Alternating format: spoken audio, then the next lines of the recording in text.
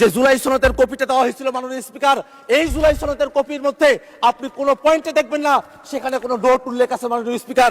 এই যে নোটের বিষয়বস্তুটি জুলাই সনদের মধ্যে অন্তর্ভুক্ত করা হয়েছে মাননীয় স্পিকার, এই বিষয় নিয়ে ঐক্যমত্য কমিশনে কোনো আলোচনা হয় নাই। ঐক্যমত্য কমিশন আমাদেরকে যে জুলাই সনদের খসড়া প্রণয়ন করেছিল সেই খসড়ার মধ্যে এটা ছিল না। কোনো একটা দল বা কোনো একজন ব্যক্তি এই সংসদ প্লাজার সামনে এসে নিজের মতো করে এই জোটটি সেখানে অন্তর্ভুক্ত করেছিল যাতে জাতির সঙ্গে প্রতারণা করা যায়। মাননীয় স্পিকার, আমরা এই বিষয়ে ঐক্যমত্য কমিশনের যারা দায়িত্বশীল আছেন এবং এখানে আপনারা যারা আছেন তাদেরকে তদন্ত করে এই জোটটি কারা অন্তর্ভুক্ত করেছিল সেই ব্যাপারে আমরা খোঁজ চাই মাননীয় স্পিকার। মাননীয় আক্তার হোসেন, রংপুর 4, আপনার সময় 8 মিনিট।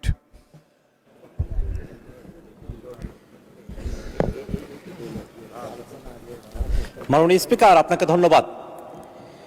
মাননীয় সরকার দলীয় সংসদ সদস্য যে প্রস্তাবটি আজকে এখানে উত্থাপন করেছেন সেই প্রস্তাবের বিষয়ে আপনার আগে দৃষ্টি আকর্ষণ করছি। মাননীয় স্পিকার, আপনি সেদিন বলেছিলেন বিরোধী দলীয় নেতার যে প্রস্তাব সেই প্রস্তাবটার ব্যাপারে আপনি নিজেই বলেছিলেন যে যদি আইন প্রণয়ন সংক্রান্ত কোনো বিষয় হয় তাহলে সেটাকে প্রস্তাব আকারে এখানে উত্থাপন করা যায় না। সেদিন বিরোধী দলের ব্যাপারে আপনি যে কথাটি বলেছিলেন সে কথাটি কেন সরকার দলের ব্যাপারে বলেন নাই সেটি প্রশ্নে আপনাদের প্রশ্ন রয়েছে। মাননীয় স্পিকার, এই ক্ষেত্রে আমাদের একটা বক্তব্য আছে। মাননীয় স্পিকার, বিরোধী দলের নেতা যে প্রস্তাবটি উত্থাপন করেছিলেন সেটা আইন প্রণয়ন সংক্রান্ত কোনো ইস্যুতে ছিল না মাননীয় স্পিকার, কারণ আইন অলরেডি প্রণীত হয়েছে, আদেশ জারি হয়েছে, অধ্যাদেশ জারি হয়েছে, সংবিধান সংস্কার পরিষদে আমরা শপথ গ্রহণ করেছি।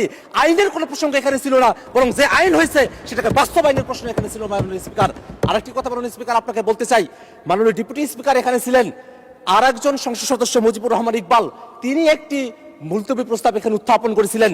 সেই মুলতবি প্রস্তাবের ব্যাপারে সিদ্ধান্ত কি সেটা না জানিয়ে পরের প্রস্তাবে কেন দেওয়া হলো মাননীয় স্পিকার, সেই বিষয়টা আপনার কাছে আমরা জানতে চাই। মাননীয় স্পিকার, আমরা একটা কথা খুব স্পষ্ট করে বলতে চাই, মাননীয় সংসদ সদস্য যে প্রস্তাবটি উত্থাপন করেছেন সেখানে তিনি বলেছেন যে জুলাই সনদ রাজনৈতিক সমঝোতার দলিল, সেটা সংবিধান সংশোধন, পরিবর্তন, আইন প্রণয়ন, এই বিষয়গুলোর কথা তিনি সেখানে বলেছেন এবং বলেছেন এটা বাস্তবায়নের পথরেখা কি হতে পারে সেই নিয়ে আজকের এই মুলতবি প্রস্তাব।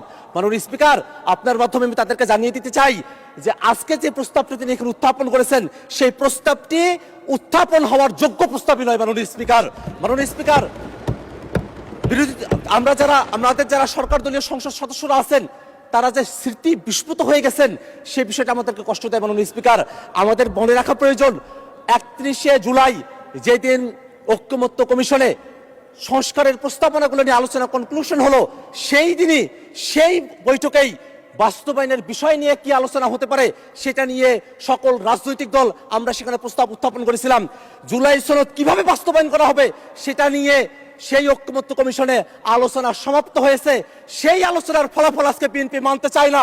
এই কারণে আজকে বিএনপি ব্যাক স্পেসে তারা পেছনের দিকে তারা ফিরে যেতে চায়। মাননীয় স্পিকার, সংস্কারের বিষয়ের যে ঘোড়া, সেই ঘোড়া অনেক দূরে গিয়ে গেছে।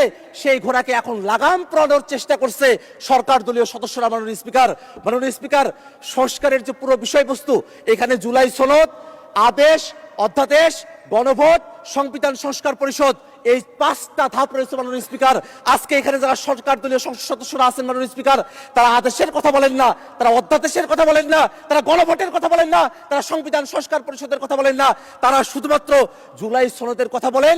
ওই জুলাই সনদ, যেই জুলাই সনদটা শুধুমাত্র তাদের পক্ষে জুলাই সনদ উইথ নোট অফ ডিসেন্ট। মাননীয় স্পিকার, একটা কথা এখানে স্মরণ করে দেওয়া প্রয়োজন, 17 অক্টোবর জুলাই সনদ এই সংসদ ভবনের বাইরে স্বাক্ষর করা হয়েছিল। তার পূর্বে ঐক্যমত্য কমিশন কর্তৃক আমাদেরকে যে জুলাই সনদের কপিটা দেওয়া হয়েছিল মাননীয় স্পিকার, এই জুলাই সনদের কপির মধ্যে আপনি কোনো পয়েন্টে দেখবেন না সেখানে কোনো নোট উল্লেখ আছে মাননীয় স্পিকার। কিন্তু আমাদের সরকার দলের মাননীয় স্বরাষ্ট্রমন্ত্রী এবং মাননীয় আইনমন্ত্রী তারা বারংবার একটা নোটের কথা উল্লেখ করেন। সেই নোটটা হচ্ছে, অবশ্য কোন রাজনৈতিক দল বা জোট তাদের নির্বাচনী ইশতেহারে উল্লেখপূর্বক যদি জনগণের ম্যান্ডেট লাভ করে তাহলে তারা সেই মতো ব্যবস্থা গ্রহণ করতে পারবে। এই যে নোটের বিষয়বস্তুটি জুলাই সনদের মধ্যে অন্তর্ভুক্ত করা হয়েছে মাননীয় স্পিকার, এই বিষয় নিয়ে ঐক্যমত্য কমিশনে কোনো আলোচনা হয় নাই। ঐক্যমত্য কমিশন আমাদেরকে যে জুলাই সনদের খসড়া প্রণয়ন করেছিল সেই খসড়ার মধ্যে এটা ছিল না। কোনো একটা দল বা কোনো একজন ব্যক্তি এই সংসদ প্লাজার সামনে এসে নিজের মতো করে এই জোটটি সেখানে অন্তর্ভুক্ত করেছিল যাতে জাতির সঙ্গে প্রতারণা করা যায়। মাননীয় স্পিকার, আমরা এই বিষয়ে ঐক্যমত্য কমিশনের যারা দায়িত্বশীল আছেন এবং এখানে আপনারা যারা আছেন তাদেরকে তদন্ত করে এই জোটটি কারা অন্তর্ভুক্ত করেছিল সেই ব্যাপারে আমরা খোঁজ চাই। মাননীয় স্পিকার, আর একটা বিষয় একটু বলে রাখা প্রয়োজন, মাননীয় স্পিকার, মাননীয় স্পিকার, জুলাই সনদ বাস্তবায়ন আদেশ কোথায় থেকে তার ভিত্তি আসলো, কোথায় থেকে তার আইনগত বৈধতা পাওয়া গেল, সেই প্রশ্নটা এখানে অনেকে করছেন মাননীয় স্পিকার।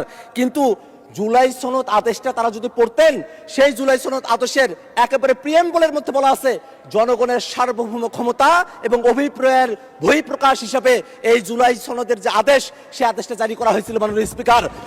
যারা জনগণকে এই কথা বলছে যে জনগণ গণভোটের এতগুলো বিষয় তারা কি পড়ে, জুলাই সনদ এতগুলো বিষয় পড়ে তারা কি ভোট দিয়েছেন, জনগণকে যারা এখানে সংসদে দাঁড়িয়ে মূর্খ সাব্যস্ত করতে চাচ্ছেন তাদের উদ্দেশ্যে আমরা বলি, আপনাদের এই পজিশন গণভোটের পক্ষে হ্যাঁ বলার পরে আজকে গণভোটের বিপক্ষে অবস্থান নেওয়া বিএনপির দলগত মূর্খতা বা সততাকে প্রকাশ করতে মাননীয় স্পিকার। আমরা এই কথাটা আপনার মাধ্যমে তাদের কাছে জানিয়ে দিতে চাই। একটা বিষয় মনে রাখা প্রয়োজন মাননীয় স্পিকার, এখানে সরকার দলের পক্ষে পার্থ ভাই তিনি দাঁড়িয়েছিলেন, তিনি বলেছেন সংবিধান একটা কোয়াজি কনস্টিটিউশনাল পরিস্থিতির মধ্য দিয়ে আছে। সরকারি দলের একজন এমপি যখন কোয়াজি কনস্টিটিউশনাল কথা বলেন, অর্থাৎ খণ্ডিত সংবিধানের কথা বলেন, তখন কিন্তু আমাদের যুক্তি বেশি সাব্যস্ত হয় মাননীয় স্পিকার, কারণ তারা বারংবার সংবিধানের পরিপূর্ণ বাস্তবায়নের কথা বলছেন। কিন্তু আমরা বলছি এটাই বাস্তবতা যে বাংলাদেশ 5 আগস্টের পরে একটা এক্সেপশনাল অবস্থার মধ্য দিয়ে আমাদেরকে যেতে হয়েছে মাননীয় স্পিকার। আমরা কনস্টিটিউশন পুরাটা মানতেও পারি নাই, পুরাটা ছাড়তেও পারি নাই, এমন একটা পরিস্থিতিতে আমাদেরকে আসতে হয়েছিল মাননীয় স্পিকার। মাননীয় স্পিকার, সেই সময়টাতে খালেদা জিয়া, বেগম খালেদা জিয়াকে মুক্তি দেওয়া হলো, সেটা কোনো সংবিধানের ভিত্তিতে হয় নাই, কোনো আইনের ভিত্তিতে হয় নাই, সেটা জনগণের অভিপ্রায়ের ভিত্তিতে হয়েছিল। অ্যাটর্নি জেনারেল তিনি যেভাবে নিয়োগ পেয়েছিলেন সেটাও জনগণের অভিপ্রায়ের ভিত্তিতে হয়েছিল। এই যে জনগণের অভিপ্রায়ের ভিত্তিতে সেই সময়টাতে এক্সেপশনাল একটা পরিস্থিতিকে আমরা ডিল করেছিলাম, সেই পরিস্থিতিকেই টেকসই করার জন্য এই যে আদেশ, সেই আদেশটাও জনগণের অভিপ্রায় এবং ক্ষমতার ভিত্তিতে এটাকে জারি করা হয়েছে মাননীয় স্পিকার। মাননীয় স্পিকার, একটা বিষয় একটু জানিয়ে রাখা প্রয়োজন, আমরা জুলাই সনদে এমন অনেকগুলো বিষয় নিয়ে কথা বলেছি যেগুলো সংবিধানের মৌলিক যে কাঠামো আছে সেই কাঠামোর সেখানে ব্যত্যয় তৈরি করে। আমরা সেখানে বিচার বিভাগকে আমরা বিভিন্ন শহরে আমরা নিয়ে যাওয়ার কথা বলেছি, বিভাগীয় শহরে, সেই বিষয়ে বাংলাদেশের এর আগের কোর্টে তারা রায় দিয়েছিল যে এটা অসাংবিধানিক। এই ধরনের কিছু পরিস্থিতি এখানে রয়েছে মাননীয় স্পিকার। এমন অনেকগুলো সংশোধনী রয়েছে, এমন অনেকগুলো প্রস্তাব রয়েছে, সংস্কার রয়েছে, যেগুলো শুধু সংশোধনী দিয়ে সেটাকে টেকসই করা সম্ভব নয় মাননীয় স্পিকার। সে কারণে ঐক্যমত্য কমিশনে আমরা জাতীয় নাগরিক পার্টির পক্ষ থেকে দাবি করেছিলাম গণপরিষদের মাধ্যমে নতুন একটা সংবিধান করতে হবে। সরকার দলের পক্ষ থেকে বলা হয়েছিল সংসদের মাধ্যমে সেটা করতে হবে, এবং তারপরে ঐক্যমত্য কমিশনে সকল দল আলাপ আলোচনা করার পরে সকলে মিলে আমরা সিদ্ধান্ত গ্রহণ করেছিলাম যে গণপরিষদ না, সংশোধনা, গাঠনিক ক্ষমতা প্রাপ্ত সংবিধান সংস্কার পরিষদ, তার মাধ্যমেই এই বিষয়টা সুরাহা করতে হবে মাননীয় স্পিকার। যদি তারা আজকে সেটা ভুলে গিয়ে থাকেন, সেই ভুলে যাওয়ার স্মৃতিগুলো তাদের মনে না পড়তে পারে, বিটিভিতে সেগুলো টেলিকাস্ট করা হয়েছিল, সেখান থেকে তারা যেন দেখে নেয় কিভাবে সংবিধান সংস্কার পরিষদের আইডিয়াটা সেখানে এসেছিল। এখানে জুনায়েদ সাকিব ভাই আছেন, তিনি তার পক্ষে বলেছিলেন, এখানে নূর ভাই আছেন, তিনি তার পক্ষে বলেছিলেন, এখানে যারা আছেন তারাই আজকে সেটাকে ভুলে গিয়েছেন মাননীয় স্পিকার। এটা আমাদেরকে বড়ই হতাশ করে মাননীয় স্পিকার। মাননীয় স্পিকার, আমি 1 মিনিট সময় বাড়িয়ে চাচ্ছি আপনার কাছে মাননীয় স্পিকার। মাননীয় স্পিকার, ওকে, 1 মিনিট বাড়িয়ে দেওয়া হলো, 1 মিনিটের মধ্যে শেষ করবেন, তখন মাইক অফ হয়ে যাবে। সংবিধান তো পুরোটা মানা হচ্ছে না মাননীয় স্পিকার। শেখ মুজিবুর রহমানের ছবি প্রত্যেক মন্ত্রীর অফিসে ঝুলানোর কথা, সেটা যে ঝুলানো হচ্ছে না, সেই জায়গার ভিত্তিটা কোথায় থেকে আসলো মাননীয় স্পিকার? এটা তো জনগণ ভিত্তিটা দিয়েছে, সেই কারণে সেটা মাননীয় স্পিকার। আমরা এই কারণে একটা কথা বলতে চাই, আজকে জুলাই সনদের যে আদেশ এবং যে গণভোট সম্পন্ন হয়েছে, সেই গণভোটের যে প্রশ্নগুলো আছে সেই প্রশ্নগুলোর দিকে আমরা একটু তাকাই। সেখানে স্পষ্ট করে বলে দেওয়া আছে সাংবিধানিক প্রতিষ্ঠানগুলোতে নিয়োগ হতে হবে একটা নিরপেক্ষ বডির মাধ্যমে, একটা উচ্চকক্ষ হবে যেটা ভোটের পিয়ার অনুযায়ী হবে, একটা তত্ত্বাবধায়ক সরকার হবে, যে তত্ত্বাবধায়ক সরকার একটা নতুন ফর্মুলায় হবে। এই বিষয়গুলো বিএনপি পালন করতে চায় না বিধায় তারা আজকে গণভোটের বিপক্ষে অবস্থান নিয়েছে মাননীয় স্পিকার। মাননীয় স্পিকার, আমরা খুবই বিনীতভাবে তাদের কাছে একটা কথা জানতে চাই, এই বিষয়টা কোনোভাবেই কোনো বিতর্কের বিষয়বস্তু নয়, এটা কোনো আলোচনার বিষয়বস্তু নয়। বাস্তবায়ন জুলাই সনদ কেমন করে হবে সেই ধাপগুলো ঐক্যমত্য কমিশনে সেই আলোচনাগুলো কমপ্লিট হয়ে গেছে। অতএব আজকে যে প্রস্তাবটা নিয়ে আসা হয়েছে, এই প্রস্তাবটা গ্রহণ না করার জন্য মাননীয় স্পিকারের কাছে বিনীতভাবে আহ্বান জানাচ্ছি মাননীয় স্পিকার। ধন্যবাদ সকলকে।